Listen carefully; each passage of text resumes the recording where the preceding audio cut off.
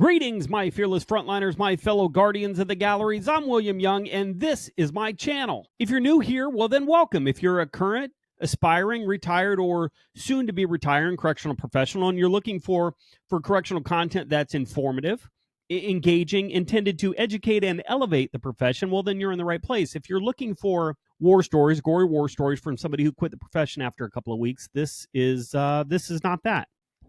I got this comment the other day on one of the videos, and it said, look, I'm not being a jerk, but why does anyone want to work in corrections? Inmates have all the rights, and you have absolutely no way to defend yourself. Mad respect, but I don't get it. Look, that's a great question.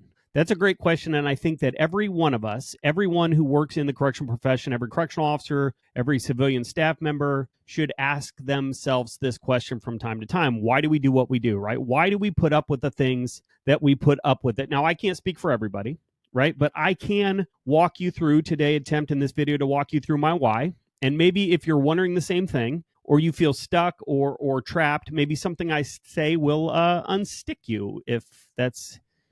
Does that make sense? But before I go any further, I have to thank the members of the Just Corrections Patreon community for sponsoring this video, sponsoring the channel, because without you, I could not create the content that I create, and I appreciate you ever so much. If you're watching, if you'd like to contribute to support the channel, I'll throw the link in the comments in the description below. Or if you'd rather just buy a super thanks, you can do that. You just click that little thank you button, hitting that little button right below me right now. Now, before I dive into my whys, I feel like we need to clear a couple of things up in this comment, a couple of correctional tropes, debunk a couple of correctional myths that are mentioned in this comment.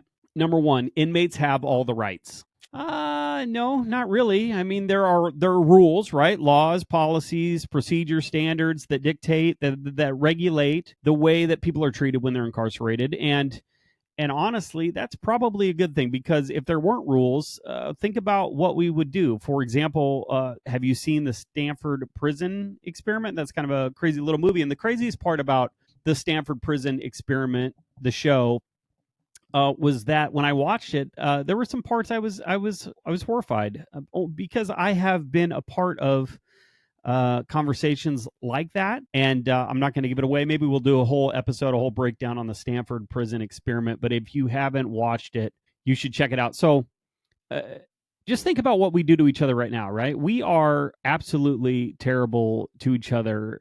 If my time in corrections has taught me anything, right, it's that some people do not consider human beings, and that allows them to do terrible things to them. But I digress. So sure, inmates have rights, right? But that really shouldn't bother you, because at the end of the day, you could be the one that's in the cage, right? Or maybe not you, but maybe your weird uncle or your stepkid or something, right? Somebody. But the who doesn't matter. The point is that any one of us, any one of you could end up inside, and if that was the case, you'd probably want to be treated as humanely as possible. And this is the biggie, right? The big kicker, the difference, right? The main difference. At the end of your shift, you can go and do whatever you want. You're free, right? Even though you hide in your house and self-isolate because you're institutionalized, the reality is people who aren't incarcerated have more rights and freedom than those who are.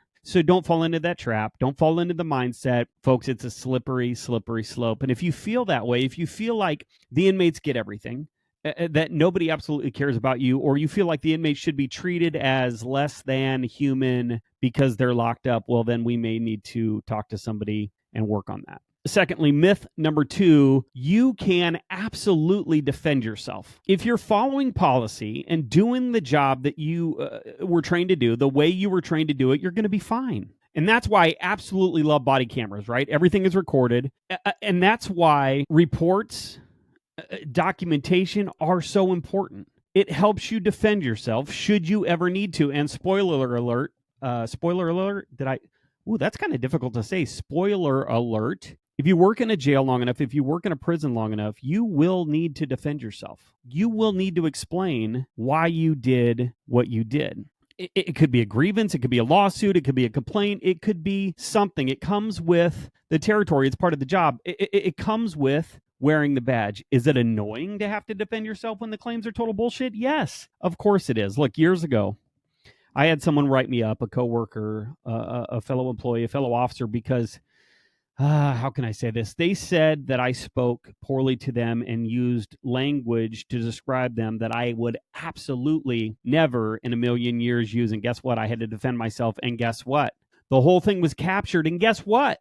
They discovered that I didn't say what the other person said I said. Guys, I've had to defend myself several times over the years. And you know what? Because I've carried myself in the way that I have, because I do what I'm supposed to do, because I'm honest, when I have to defend myself, explain myself, it's pretty easy. And while I'm up on my soapbox here, I'll speak to the other kind of defending yourself, the other thing that officers are talking about. You can absolutely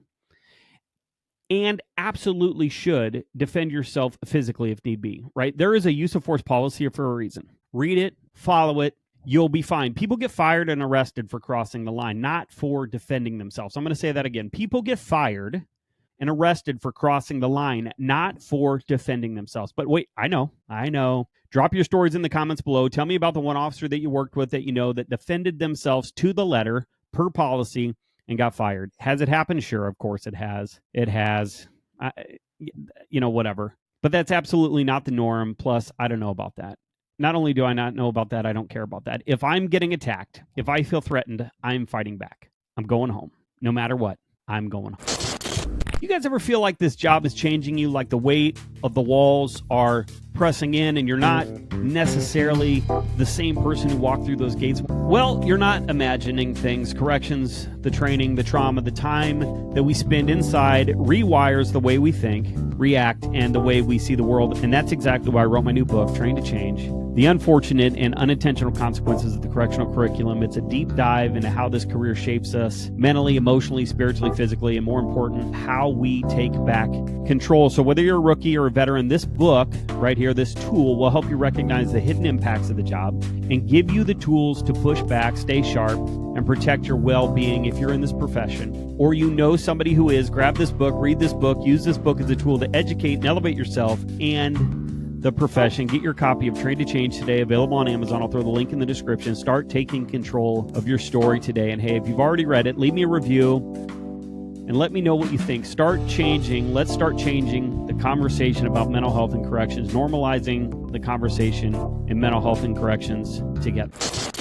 All right, so let's get back to the show. Look, we've talked about a lot of crap, right? A lot of crap to worry about, and which is probably why the guy wants to know why. So honestly, I have a few whys. When I think about this, I have a few different whys. And so number one, I'm too far in, and maybe these whys aren't in any specific order. I don't really know, but I'm going to start with this one, right? I'm too far in to turn back now. Coming up in March, I start my 20th year, and I have about 4 years and some change to go before I'm eligible for retirement. So there's that. And that's an absolute big one. The pension, the fruits of my labor in the form of a monthly check until I kick the bucket is huge.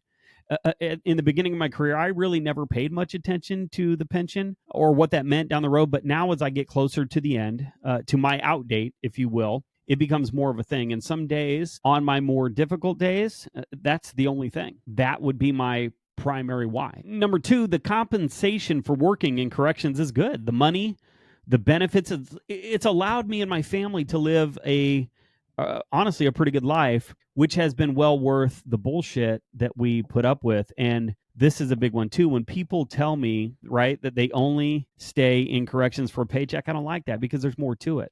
Guys, it's what we do with a paycheck, with the money, that matters, right? College, cabin on the lake, date night with the spouse, new sneakers for Junior, grooming appointments for the dog, a TV, a car, a trip to the Dominican Republic. It all costs money, right? So your lifestyle is the why, right? The money is the how. Thirdly, and this some days is the big one, some days is not the big one. They're all, like I said, these are all kind of a fluid situation, but I like what I do. And I know it's crazy and it's messy and it's stressful and it can totally overtake your entire existence, but I like it. I feel like I was born to do this, guys. It's challenging. Every day is different. It's freaking scary, exhilarating. I've met and interacted with some wild individuals. I've made some great friends, and I'd like to think that I've made a difference in some people's lives along the way. And with all that corrections the profession has taken from me, it has also given me plenty. And that takes me to my big why, probably my biggest why, purpose. I want to do something. I want to be someone that my family can be proud of, that I can be proud of. I want to be someone that my coworkers can count on. I want to be someone to someone. I want to feel like I make a difference in the world, and this job has given me that. Am I crazy? Probably, but that's okay. We're all a little crazy, right? So let me ask you, what's your why? Why do you put up with corrections? Why do you put up with the bullshit? Drop it in the comments below and let us know, because corrections can be a crazy career. It's dangerous. The hours suck. The whole place smells like piss, but I love it. I love the polyester uniforms and the dark humor and being part of this giant dysfunctional family, this thin gray line. And that's my why. The purpose, the people, and I guess maybe the polyester. All right, guys. Thank you for hanging out with me today, for listening, for watching this episode of the podcast. New episodes are available daily, 4 p.m. Central Standard Time. Set a reminder on your phone or put it in your Google Calendar so you never miss an episode. And make sure to subscribe to the show. Follow the show on YouTube or whatever podcast platform you prefer. You can also follow me on Facebook, X, Instagram, LinkedIn. Leave a comment, get involved, engage, share the show with your friends, your family, your fellow correctional professionals, everybody. The Just Corrections podcast, the Just Corrections YouTube channel. And if you're interested in supporting the show, please consider becoming a member of the Just Corrections Patreon community. There are a couple of different tiers, different options, so check that out. I'll put a link to that in the description below. And don't forget to check out the books, Train to Change, The Nothing That Never Happened, When Home Becomes a Housing Unit. All three are available on Amazon. And if you'd like to bring me out to speak or present at your event, then send me an email at justcorrections.booking@gmail.com. All right, guys, that's all I got. Until next time, be smart, stay safe, stay sane, and we'll talk soon.